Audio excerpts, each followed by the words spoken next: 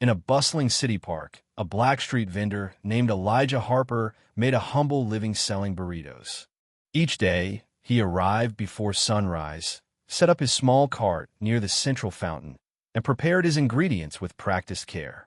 Elijah didn't have much, but he worked hard, hoping to send a little money back home to his aging father in Mississippi. One crisp autumn afternoon, while stirring a pan of seasoned beef, a commotion caught his attention.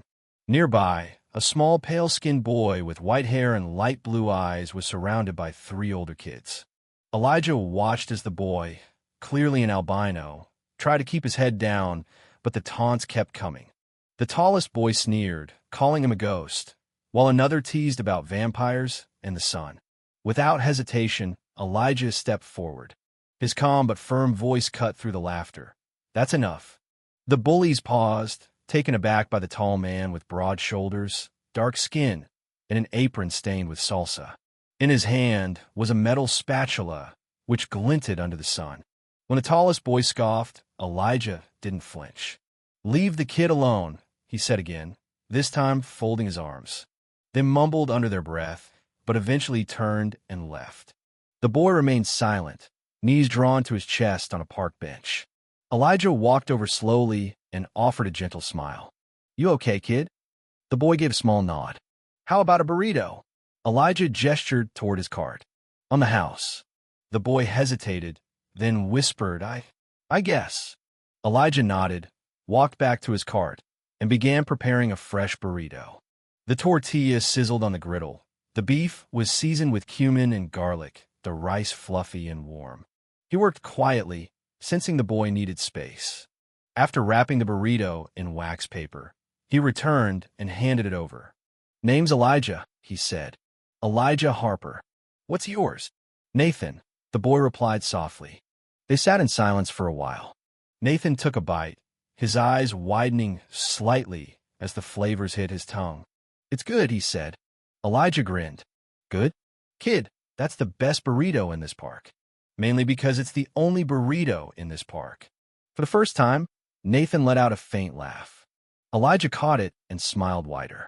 Unbeknownst to Elijah, this simple moment was about to change his life forever. Earlier that day, Catherine Linwood, a tech entrepreneur and single mother, had no choice but to bring her son Nathan to work. Her meeting at Linwood Technologies was urgent, and childcare plans had fallen through. As they walked into the polished lobby of the skyscraper, Nathan clutched his backpack tightly. The space was noisy, chaotic. Phones rang, executives barked orders, and strangers glanced at Nathan's unusual appearance. He grew increasingly anxious. Catherine crouched beside him. "Just stay by the front desk, sweetheart." "I won't be long," she said gently.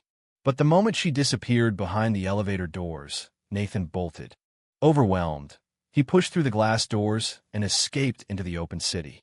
He walked for blocks until he stumbled upon the park, craving a place where eyes wouldn't follow him.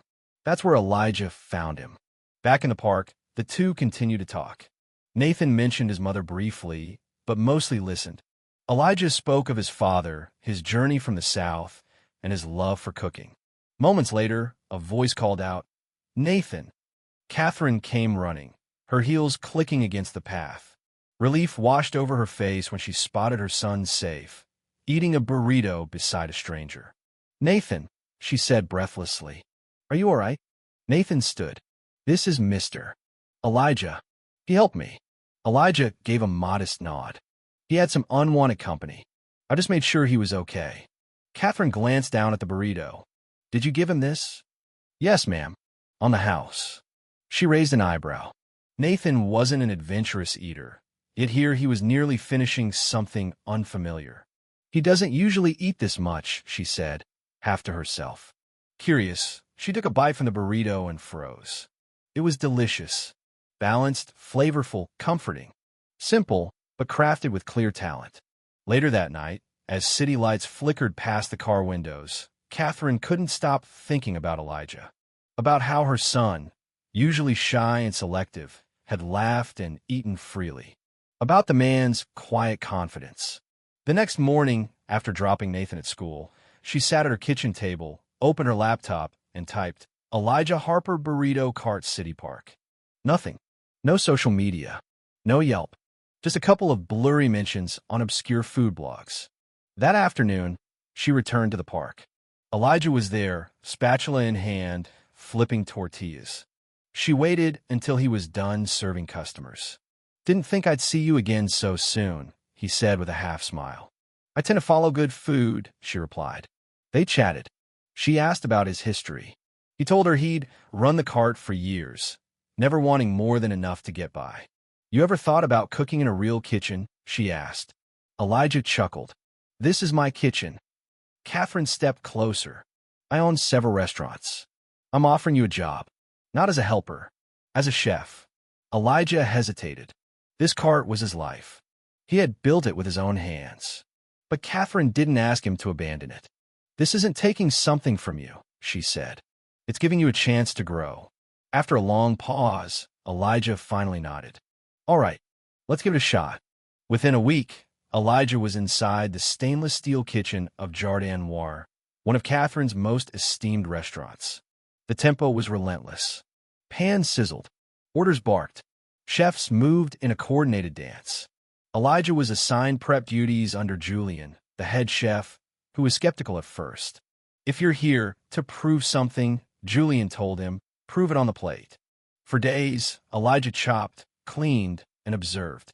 He stayed late, asked questions, never complained. And then one afternoon, Julian called him over. "Make a dish," he ordered. "Anything. No recipe." Elijah took a deep breath and got to work. He didn't reach for trendy ingredients or plated designs. He made what he knew, a burrito, from scratch. Tortilla, beef, rice, salsa, all prepared with love. Julian tasted it, then gave a small nod. "Not bad." Catherine tried it too. "It's more than not bad. It's exactly what I hoped for." From that day on, Elijah wasn't just a vendor. He became part of the team. He cooked with passion, learned fast, innovated dishes based on what he grew up with. Word spread. Customers returned. One evening, a special appeared on the menu, Elijah's Burrito, a tribute to the dish that started it all. Nathan visited the kitchen one afternoon, wide-eyed at the bustling chefs. Elijah greeted him with a wink. "Still got a burrito with your name on it, kid." Nathan smiled and nodded, this time without hesitation. And so, with one act of kindness, one burrito, and one boy's laughter, Elijah Harper's life was changed forever.